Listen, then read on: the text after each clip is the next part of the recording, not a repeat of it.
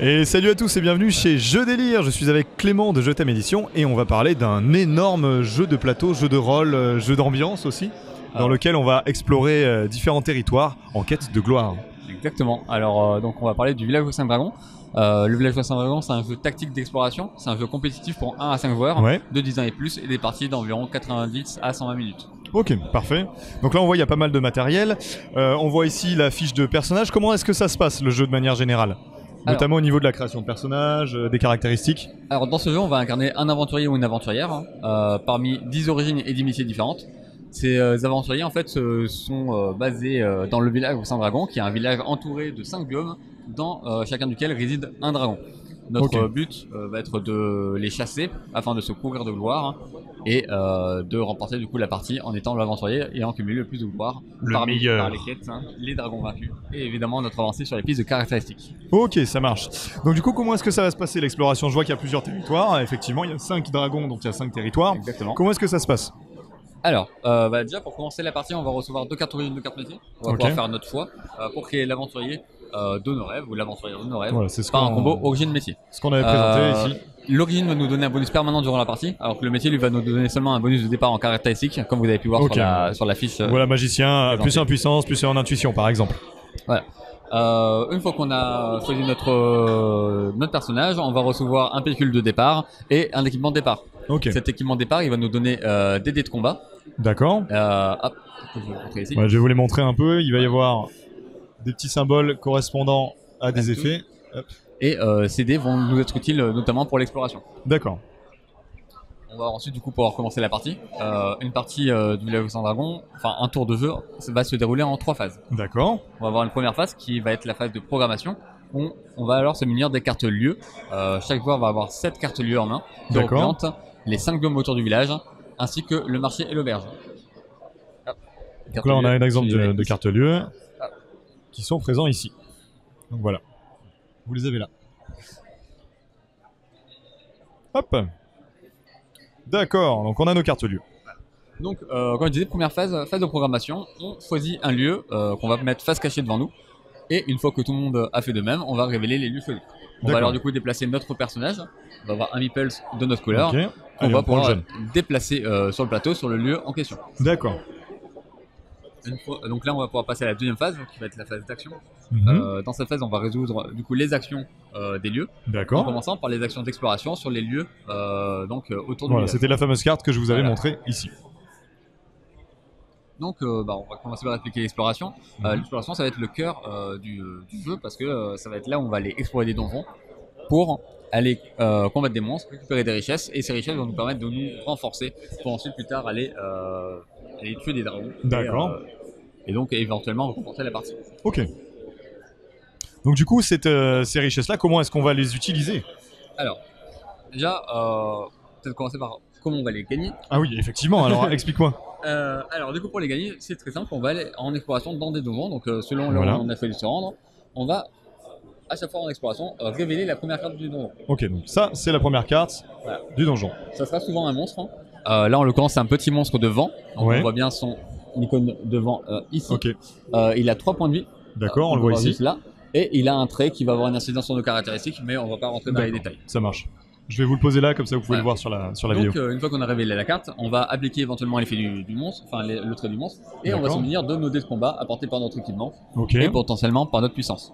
On va les lancer et on va compter les touches qu'on aura effectuées. Ok, donc là on a effectué une touche. Alors on a potentiellement une touche supplémentaire accordée par notre artefact, qui est un de nos équipements de départ. D'accord, donc là par exemple... qui est une touche de plus contre le vent, grâce à ce grimoire. Donc ça fait que j'ai fait 2 touches. Le monstre a 3 points de vie. Pour compenser la touche qui manque pour faire le 3e point de vie, je vais tout simplement perdre 1 point de vie moi-même. Et le combat est effectivement au delta. D'accord, ça marche. Donc tous les combats vont se résoudre en un seul lancer de dés. Et on va ensuite passer dans une phase de stop ou encore.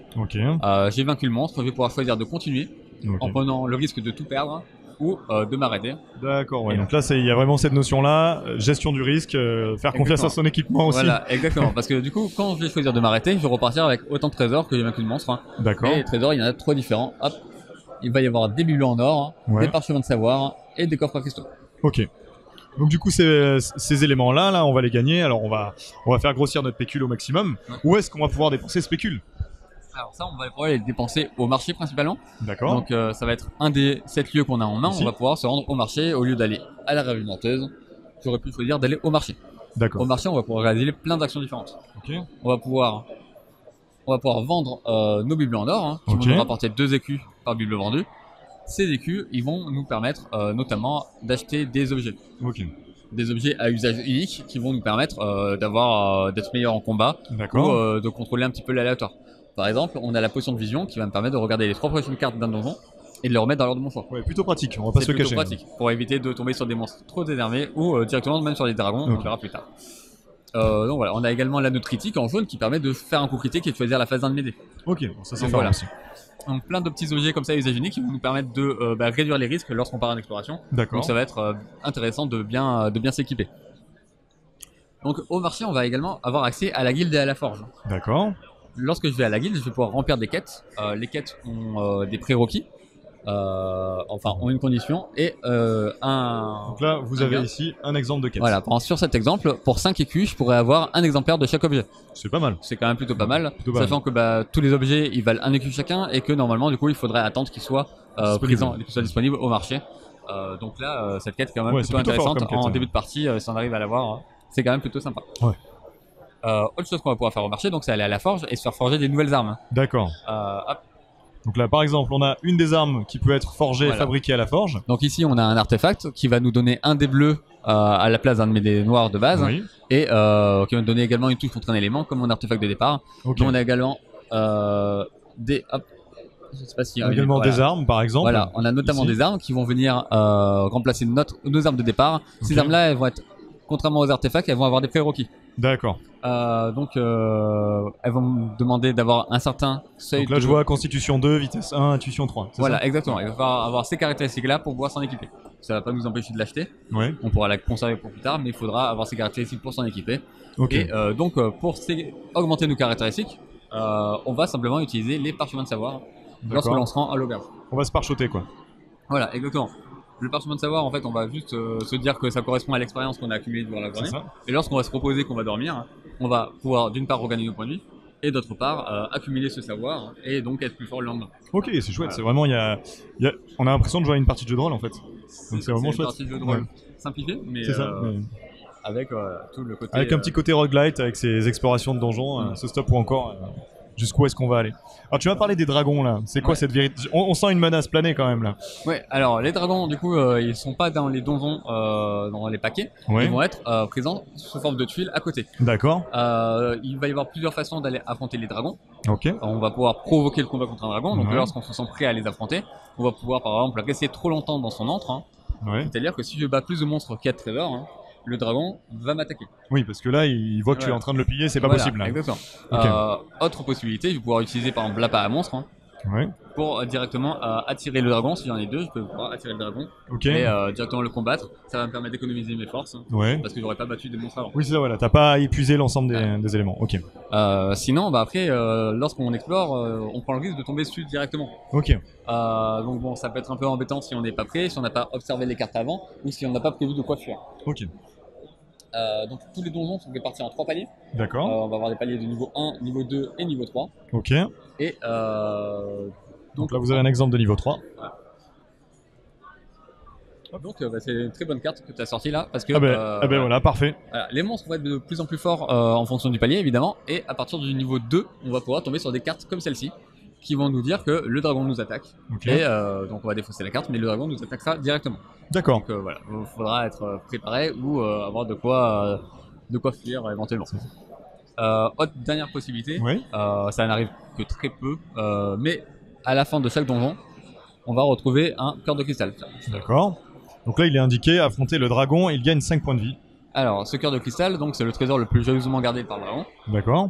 C'est vraiment ce qu'il y a au plus profond de son antre. Si jamais on arrive sur cette carte, qui est recto verso, donc dès qu'elle est révélée, ça va déclencher son effet. D'accord. On va devoir affronter le dragon, il sera plus fort, il va Ouais. vraiment défendre farouchement Son bien. son trésor, Ouais. exactement. Et par contre, si jamais on arrive à le vaincre quand même, on gagnera des points de gloire supplémentaires.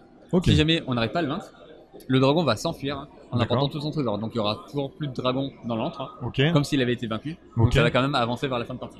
D'accord, ouais, donc progressivement, les dragons sont censés soit être battus, soit Voilà. s'enfuir parce qu'ils en ont marre d'être agressés par les héros. Exactement. D'accord. Alors la plupart du temps, ils seront vaincus. Oui. Alors comment se déclenche la fin de partie? Alors la fin de partie va se déclencher simplement quand tous les dragons ont été vaincus. D'accord. Après, il y a moyen de faire une partie d'initiation où on va s'arrêter au premier dragon vaincu. D'accord, ouais, une sorte de rush, de Voilà, run. Ouais. exactement. Mais voilà, pour une partie classique, on va attendre que tous les dragons soient vaincus. Donc les dragons qui sont sous forme de tuiles ici, qui sont assez puissants, donc il faudra être assez préparé. Par exemple, celui-là à 12 points de vie, il est embusqué de niveau 3. Oui, c'est pas mal. Bon, c'est un trait, mais c'est assez énervé, diront. Oui, oui, Et il va nous rapporter 10 points de gloire, hein, Ok. donc ce qui est bien, ce qui est vraiment pas mal. Sachant que du coup, bah, voilà, en fin de partie, on va compter les points de gloire accordés par les dragons vaincus, D'accord. les quêtes qu'on a remplies. Ok. Certaines quêtes vont rapporter des points. Et nos avancées sur la piste de caractéristiques. Ça va être important de vaincre des dragons, mais c'est pas une condition sine qua non à la victoire. C'est ça, c'est le plus de points de gloire et d'autres éléments annexes qui vont permettre de faire la différence. Exactement. Selon en fait le jeu avec les combos origine métier a été pensé pour qu'il y ait plusieurs façons de jouer, plusieurs gameplays différents. Voilà. Les origines, je les classe en 3 catégories. Ouais. Il va y avoir les voyageurs, les combattants et les manias. D'accord. Les combattants qui vont chercher plutôt à explorer, à combattre des monstres, à aller le plus loin possible. Les voyageurs qui vont essayer de faire des petites explorations pour économiser leurs forces. D'accord. Et les manias qui vont plutôt faire des allers-retours entre le marché d'auberge pour gagner de l'argent, pour maximiser et remplir un maximum de quêtes et se renforcer avant de partir éventuellement en exploration, ou simplement de remplir des quêtes qui vont donner des points de gloire en fin de partie. Ah, du coup, vous avez littéralement de quoi faire hein, selon votre plaisir de jeu et ce que vous souhaitez réaliser. Si vous voulez être un agresseur de dragons ou au contraire un grand explorateur ou, bah, comme tu dis, le mania qui va collectionner les artefacts, c'est l'occasion de plonger dans le village aux 5 dragons. Donc jeu de rôle, jeu de plateau, on a un côté aussi roguelite avec ses explorations progressives. Il sort quand? Alors il est prévu pour novembre. Voilà, il sort en novembre, donc n'hésitez pas à les trouver dans vos meilleures boutiques, c'est distribué par Jeux Délire. Et puis merci beaucoup pour ces explications. Merci à toi. Allez, à bientôt. Ciao.